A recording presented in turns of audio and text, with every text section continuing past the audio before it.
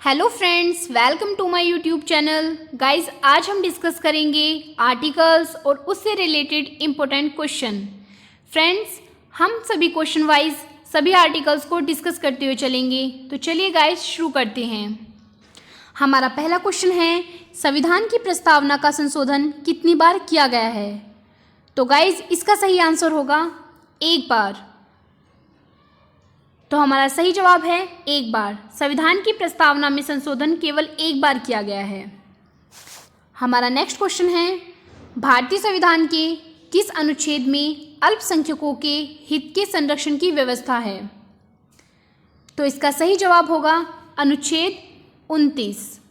तो चलिए गाइस, मैं आपको दूसरे अनुच्छेद के बारे में भी बता देती हूँ।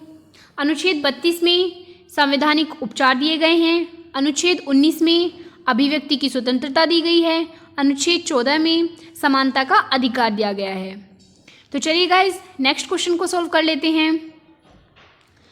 नेक्स्ट क्वेश्चन है, भारतीय संविधान के किस अनुच्छेद के अंतर्गत भाषण एवं अभिव्यक्ति की स्वतंत्रता के अधिकार की गारंटी दी गई है? गाइस, यह क्वेश्चन सीडीएस 2018 में आया हुआ है और इसका सही जवाब है अनुच्छेद 19। तो चलिए गाइस, अनुच्छेद 20 के बारे में बता देते हैं। अनुच्छेद 20 के अंतर्गत दोष सिद्धि का प्रावधान है। अनुच्छेद 21 के अंतर्गत प्राण एवं दैहिक स्वतंत्रता का अधिकार दिया गया है और अनुच्छेद 22 के अंतर्गत किसी भी अपराधी को उसके अपराध के बारे में बताना होगा और 24 घंटे के अंतर्गत किसी पास के मजिस्ट्रेट के समक्ष उसे प्रस्तुत करना होगा। तो चलिए गाइस, नेक्स्ट क्वेश्चन को सॉल्व कर लेते हैं। हमारा फोर्थ क्वेश्चन है, भारत के संविधान के कौन से अनुच्छेद में भारत के राष्ट्रपति के महाभियोग के प्रावधान के बारे में उल्लेख है? तो राष्ट्रपति पर महाभियोग के बारे में प्रावधान अनुच्छेद 61 के अंतर्गत किया गया है। तो हमारा सही जवाब होगा अनुच्छेद 61। तो गाइस, दूसरे आर्टिकल्स को भी देख लेते हैं। अनुच्छेद 51 के अंतर्गत अंतर्राष्ट्रीय शक्ति और सुरक्षा की अभिवृद्धि की गई है। आर्टिकल 61 में, जैसा कि मैंने आपको बता दिया, राष्ट्रपति पर महाभियोग के बारे में बताया गया है।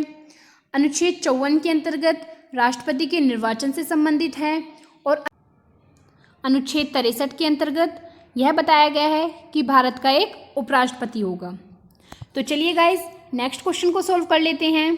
हमारा नेक्स्ट क्वेश्चन है, संविधान के किस अनुच्छेद में यह अंकित है कि इंडिया अर्थात भारत राज्यों का एक संघ है?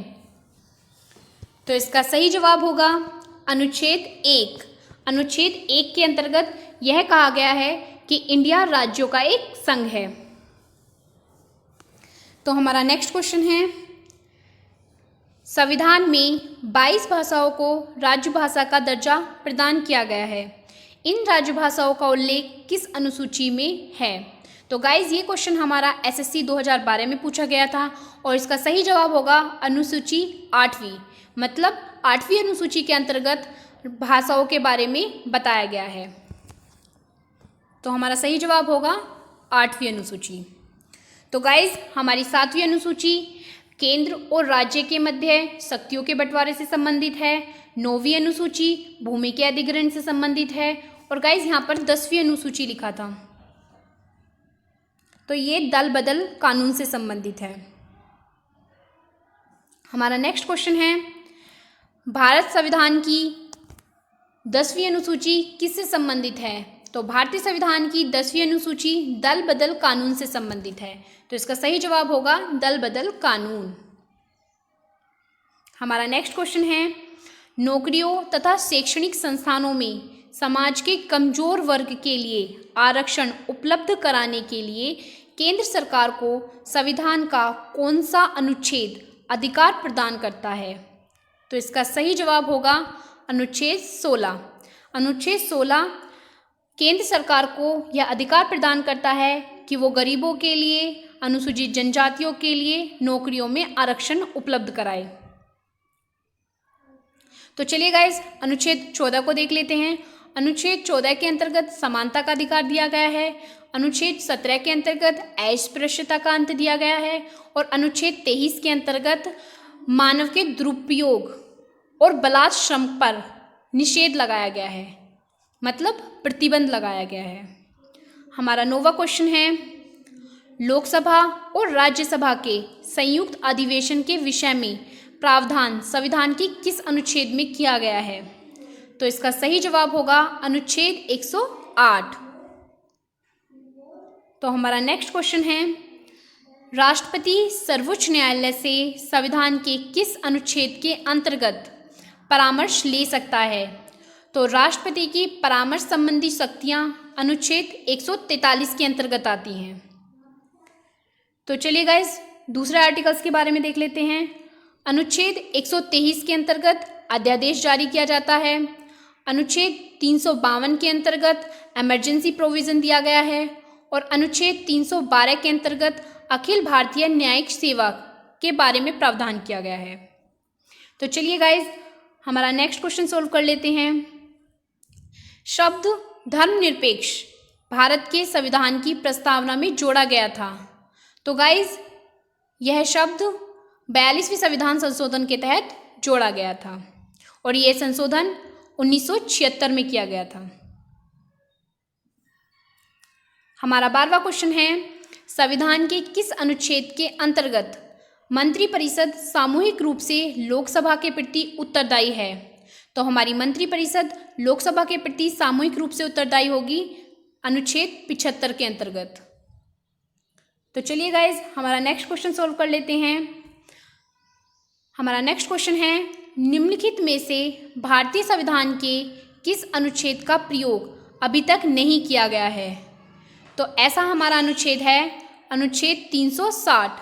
अनुच्छेद 360 का अभी तक प्रयोग नहीं किया गया है और अनुच्छेद 360 के अंतर्गत वित्तीय आपात का प्रावधान दिया गया है। हमारा 14 क्वेश्चन है, डॉक्टर अंबेडकर के अनुसार कौन सा अनुच्छेद भारतीय संविधान का सबसे महत्वपूर्ण अनुच्छेद है? तो गाइज, ये क्वेश्चन एसएससी 2017 में पूछा गया था और काफ़ी मोस्ट इंपॉर्टेंट क्वेश्चन है। तो इसका सही जवाब होगा अनुच्छेद 32, जो कि संवैधानिक उपचार दिए गए हैं। हमारा 15वां क्वेश्चन है, नीति आयोग भारत के संविधान के किस अनुच्छेद के तहत संगठित किया गया है?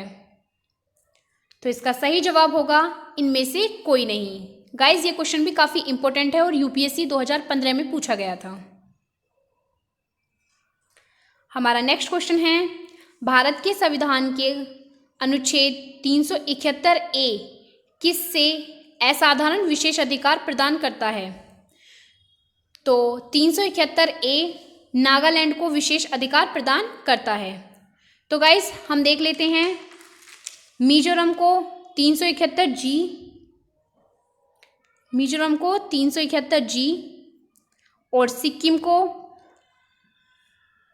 371 एफ और मणिपुर को 371 सी। तो गाइज, ये आप अपनी कॉपी में नोट करते हुए चलिए, काफ़ी इंपॉर्टेंट है। हमारा नेक्स्ट क्वेश्चन है, उच्चतम न्यायालय के न्यायाधीशों की संख्या में वृद्धि करने की शक्ति किसके पास है? तो यह शक्ति संसद के पास होती है। हमारा नेक्स्ट क्वेश्चन है, मैत्री एक्सप्रेस रेल सेवा का संबंध किससे है? तो गाइज, ये एमपीपीसीएस में 2015 में पूछा गया था और मैत्री एक्सप्रेस रेल सेवा भारत और बांग्लादेश के बीच है। हमारा नेक्स्ट क्वेश्चन होगा, संविधान लागू होने के बाद राष्ट्रपति ने पहली बार कब 2 व्यक्तियों को मुख्य निर्वाचन आयुक्त की सहायता के लिए निर्वाचन आयुक्त के पद पर नियुक्त किया था? तो गाइस, पहले मैं आपको ये बता दूं कि निर्वाचन आयुक्त यानी कि इलेक्शन कमीशन से संबंधित इम्पोर्टेंट जो आर्टिकल है वो है 324 और सबसे पहली बार मुख्य निर्वाचन आयुक्त, जिसे हम सीईओ बोलते हैं, उसकी सहायता के लिए 2 अन्य निर्वाचन आयुक्तों को 1989 में सबसे पहली बार उनके पद की नियुक्ति की गई थी और निर्वाचन आयुक्त और अन्य निर्वाचन आयुक्त की नियुक्ति राष्ट्रपति के द्वारा होती है।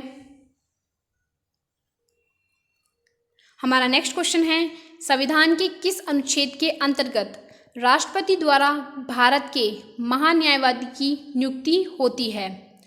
तो हमारे महान्यायवादी की नियुक्ति अनुच्छेद 76 के अंतर्गत होती है और महान्यायवादी की नियुक्ति के लिए वही सभी कंडीशंस होती हैं जो एक उच्चतम न्यायालय के न्यायाधीश के लिए होती हैं। हमारा 21 क्वेश्चन है, कैबिनेट मिशन योजना के अनुसार संविधान सभा में कुल कितने सदस्य होने थे? तो इसका सही जवाब होगा 389। हमारा 22 क्वेश्चन है, मुसलमानों के लिए अतिरिक्त निर्वाचन मंडल प्रारंभ में किसके द्वारा लाया गया था? तो यह हमारा आईएएस की परीक्षा में 1999 में पूछा गया था और इसका सही जवाब है मार्लो मिंटो सुधार। इस समय हमारे गवर्नर जनरल मार्लो मिंटो थे। गाइस, अगर आपने हमारा चैनल को लाइक नहीं किया है तो प्लीज़ हमारे चैनल को लाइक कीजिए, सब्सक्राइब कीजिए।